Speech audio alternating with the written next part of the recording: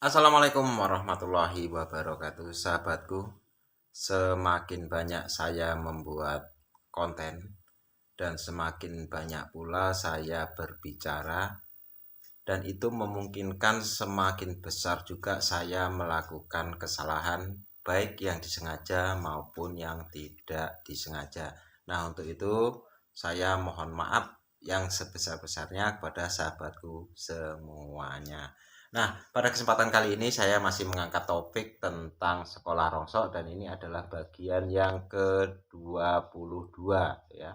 Nah, setelah pada bagian yang ke-21 kemarin saya memberikan sedikit apa yang pernah saya alami ya, bagi sahabatku yang kebetulan mau usaha rongsok tapi hanya punya sepeda motor dan juga belum mengetahui semuanya. Jadi cukup di satu bidang aja. Nah, untuk yang kemarin saya sebutkan seperti misalkan untuk emberan ya.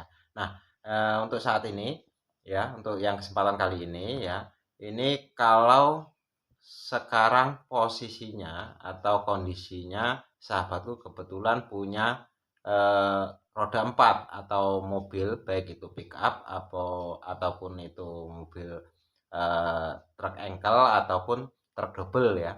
Nah, kalau sahabatku punya kendaraan mobil tersebut dan juga belum paham semua ya, fokus di satu bidang dulu ya, misalkan nanti di emberan atau mungkin di besi atau mungkin di kardus dan lain sebagainya. Jadi nanti yang lainnya itu sambil berjalan ya, sambil belajar, itu nanti bisa dikembangkan. Tapi memang sebaiknya kalau sahabatku terjun ke sebuah usaha ya, ini alangkah baiknya kalau sahabatku itu panjang telinga ya. Panjang telinga maksudnya eh, mendengar atau menangkap semua informasi yang masuk ya, yang berkaitan dengan usaha sahabatku ya, dan juga menghilangkan ego ya.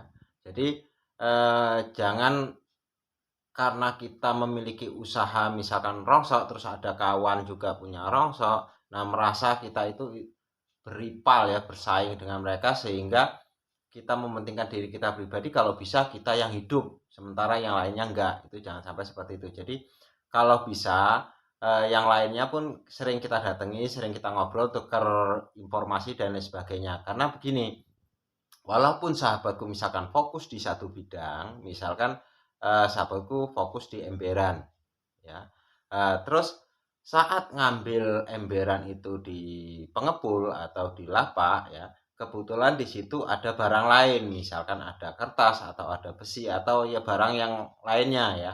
Nah, ini sahabatku ya, ini bisa sekalian dicangking atau dibeli ya, walaupun mungkin keuntungannya sedikit. Sebagai contoh misalnya gini, sahabatku ngambil emberan terus ada kardus ya atau kertas ya, itu untungnya cuma Rp100 per kilo ya.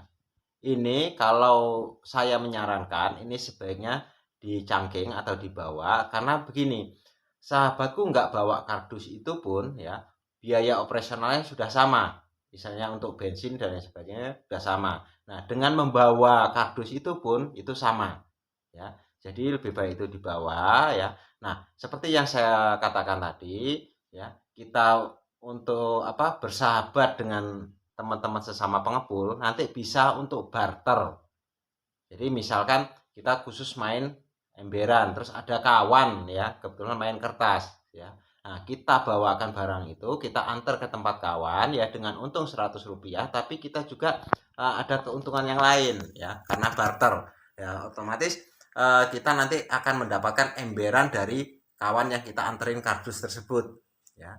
Nah, selain ada keuntungan bisnis di situ, juga ada keuntungan persahabatan ya, rasa nggak enak ya, ada ikatan emosional di situ, sehingga itu kalau bisa terjalin lama nantinya, dia juga akan seperti itu, dia main kertas ya, dia ngambil kertas, dia akan nyangking emberannya dikasih ke kita. Nah, bisa terjalin hubungan bisnis yang saling menguntungkan ya. Karena apa, kalau mentang-mentang kita fokus di satu bidang ya, terus kita nggak mau ngambil yang lain padahal itu sebenarnya menguntungkan ya, ini rugi menurut saya ya. Rugi karena apa? Biaya yang kita keluarkan udah sama ya, waktu paling juga selisih hanya sedikit. Kalau misalkan barang hanya sekintal 2 kintal ya, gampangnya untung 100 ada 1 kintal ya, naikin itu nggak akan makan tempat nantinya ya. Itu udah 10.000 udah cukup lah untuk bensin 1 liter, udah ngurang-ngurangi biaya operasional ya. Nah selain itu juga seperti saya katakan tadi, untuk barter ya itu kita lebih enak nantinya ya.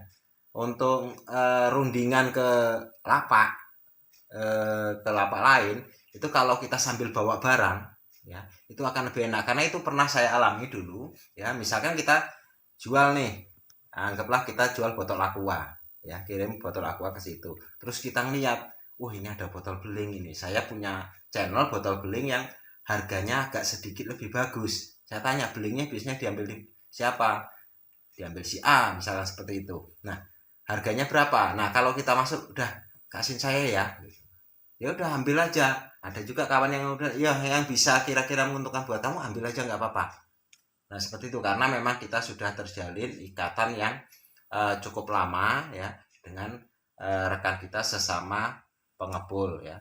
Jadi sekali lagi, walaupun kita fokus di satu bidang, tapi alangkah baiknya kalau kita terus belajar ya, supaya kita memahami semuanya ya. Kalau kita sudah paham semuanya, kita bisa nantinya ya mengembangkan dari satu bidang ke 2 bidang dan seterusnya. Nah sekian sedikit ini, mudah-mudahan ada manfaatnya bagi sahabatku semua.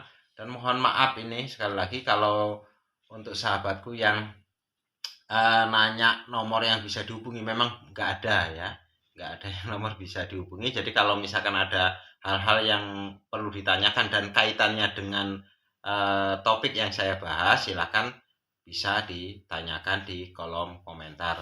Lebih dan kurang saya tetap mohon maaf. Wassalamualaikum warahmatullahi wabarakatuh. Tetap sukses.